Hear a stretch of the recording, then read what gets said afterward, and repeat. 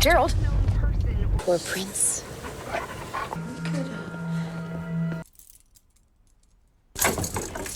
That really hurt. Gerald? Gerald? Gerald? I don't suppose you're a rescue dog. Hey! Goddamn arm! I'm so... Miles. You can pull till your wrists break. Bayangkan kamu terjebak sendirian di dalam rumah, tangan dirantai ke tempat tidur, dan satu-satunya orang yang bisa menolongmu baru saja mati di depan matamu. Apa yang akan kamu lakukan setelahnya?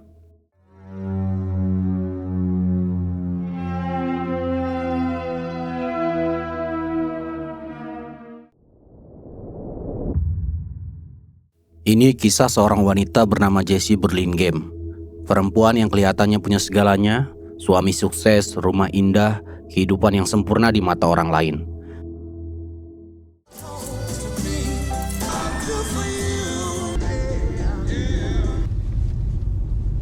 This is gonna be good for us, Jay. Gerald? Should do something about those strays. Untuk menyegarkan pernikahan yang mulai hambar, Gerald mengajak Jessie ke sebuah kabin terpencil di tepi danau agar memulihkan keharmonisan dalam hubungan mereka. You stalked us. You hungry? Here you are. Poor Prince. What are you doing? Oh, feed that dog. That's... No, just leave it. Sorry. Begitu tiba di kabin atau rumah pondok di tepi danau, Gerald langsung mengeluarkan borgol. Ia ingin bermain peran fantasi suami istri yang Gerald idamkan. I was expecting. I mean, the others can just break. You get going to. Dia langsung merantai tangan Jessie ke tiang tempat tidur di kedua sisinya, tangan kanan dan tangan kiri. I love this slip. Your shoulders. I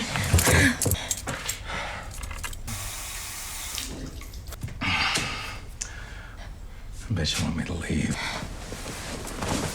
You can try to scream. Miles, Gerald? try to go for help. Help! Somebody help!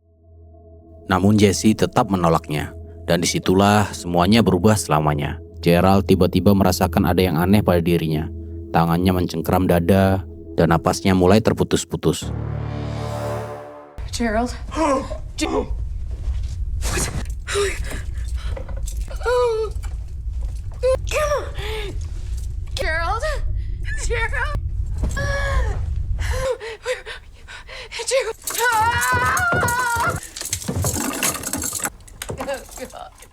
Jessie yang melihat itu sangat ketakutan, karena pada saat Gerald terjatuh, kepalanya mengeluarkan banyak darah.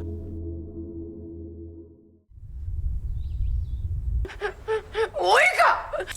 I mean it.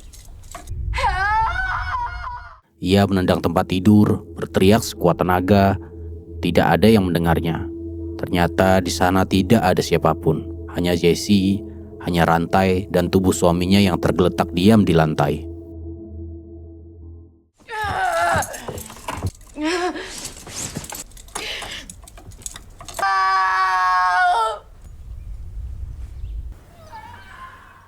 Matahari mulai tenggelam, kabin menjadi gelap, dan Jessie mulai menyadari satu hal yang menyeramkan. Tidak ada yang tahu bahwa ia sedang di sini. It's time to wake up, honey. Hello? Help. It'll be dark. We're back here. He's hurt. Ellie, is that you? Lalu seakan-akan ada satu-satunya harapan yang datang. Dari arah yang tidak ia duga, seekor anjing liar masuk lewat pintu yang tidak tertutup. I don't suppose you're a rescue dog. Go off from him. Hey! Bad dog! Get the fuck away! Jesse yang melihat itu mencoba memejamkan mata karena dia tidak bisa berbuat apa-apa. Bahkan ia menahan mual, menahan tangis, dan bertanya dalam diri, kenapa semua ini bisa terjadi? Ia mencoba berpikir jernih, tapi kepanikan dan halusinasi mulai menggerogoti pikirannya. I'm so... Dog. You roadkill, I hope you choke! I guess they always smell fresher meat. You sure you just lost your mind?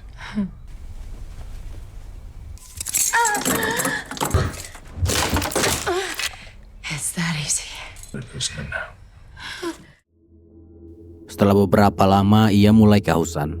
Ternyata di kamar itu masih ada air di meja nakas tempat tidur. Dan di kamar itu juga terdapat ponsel, tas, dan bahkan kunci borgol yang ada di saku celana Gerald. Tapi semuanya itu jauh dari jangkauan tangannya. Hanya air yang sedikit lebih dekat darinya.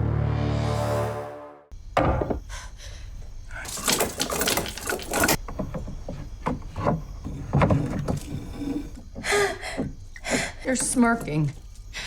That's what? Don't you dare. Okay, careful.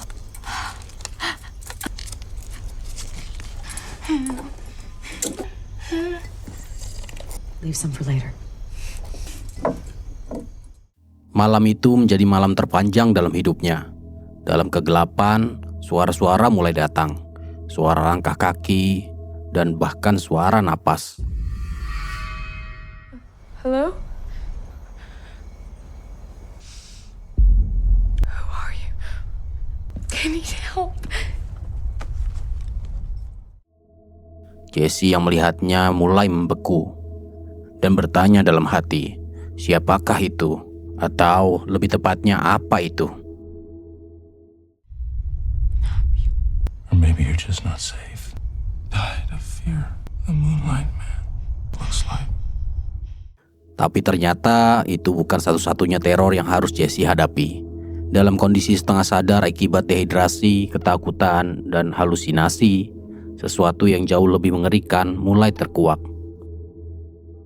And if he wants to warm flesh, there's not much you can. Everybody knows that, Mouse. There's a monster under your bed. It won't bother. Dream deep. Don't call me that.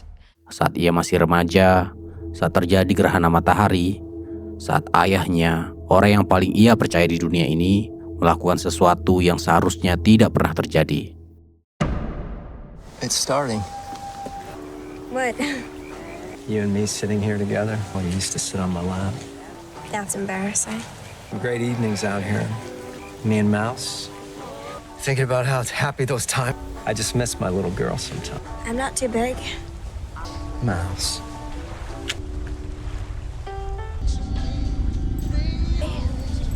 You just watching.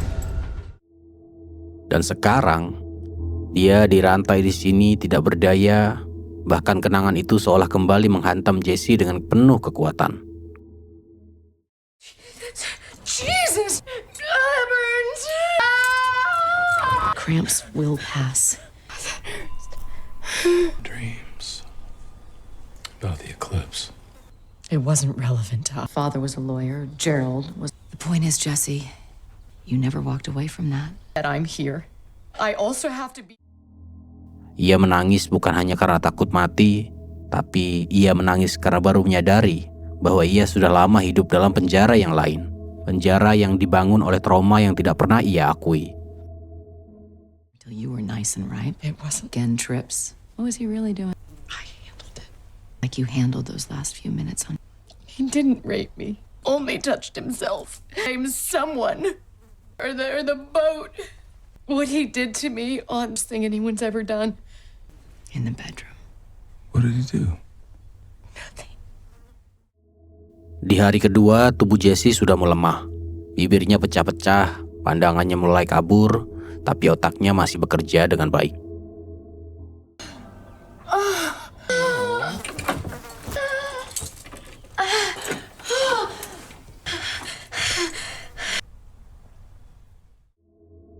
Dengan sisa-sisa kekuatan yang ada, di dalam kepalanya tiba-tiba muncul dua suara. Dua versi dirinya sendiri. Possibly hear you screaming? You can pull till your wrists break. Forrest, nice thought. Shut up. Look how he ended up. I'm just telling her how. Die here today because of Gerald's. I can't get out. What about the stories on the. She's no mother. No maternal instinct. Maybe even started to believe it. Precious time here. I can't. Says the voice in your head. If you don't wake up. Jesse memilih untuk mendengar suara versi yang baik, untuk berusaha selamat dari kondisi ini. Dan dengan tangannya yang gemetar, ia meraih gelas air yang hampir tidak terjangkau darinya. Tapi ternyata berhasil. Ia meminum setiap tetesnya, lalu ia menatap tangannya. It's gonna fucking hurt. But the wrists is always the best way to. I know so much. You'll bleed to death. Do nothing. Be here soon. Then I'll have to.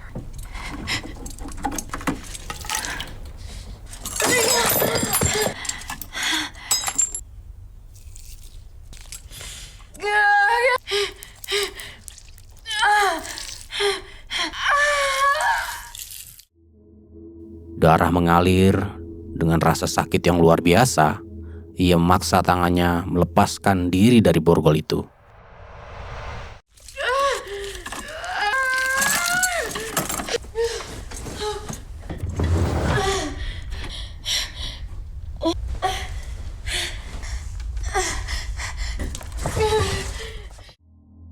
Dan akhirnya tangannya bisa terbebas. Dan saat kedua tangannya bisa terlepas, dia berjalan untuk mengambil kunci mobilnya.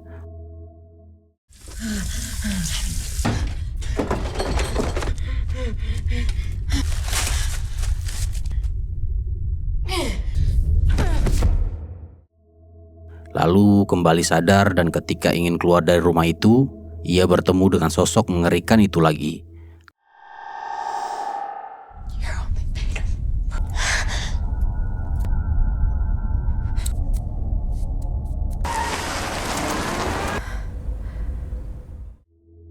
Lalu pergi mengendarai mobil, tapi karena dalam kondisi yang sangat lemah, ia tidak dapat mengendalikan mobil itu dengan benar.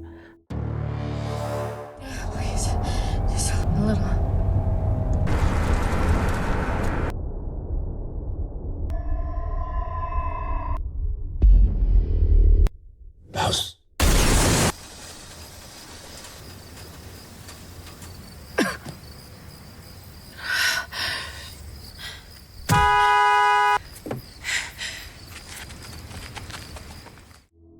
Tapi cerita tak berakhir di situ.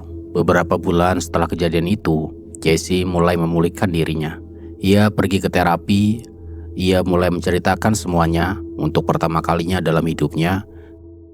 Gerald's firm kept the details up. The coroners confirmed it was a heart attack. Life went on. Well, not normal. Just before I closed my eyes.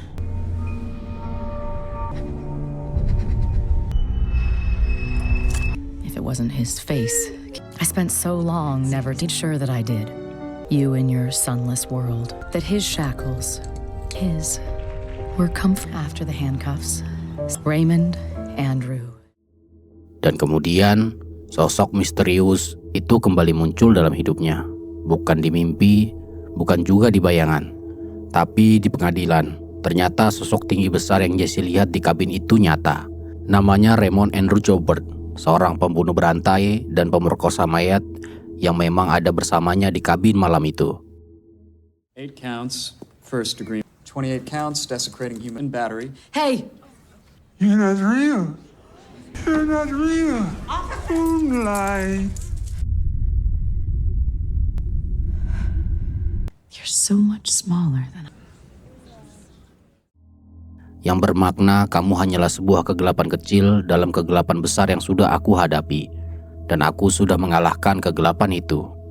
Lalu Jesse berjalan keluar dari ruangan sidang di bawah sinar matahari yang terik. Ia sudah bebas.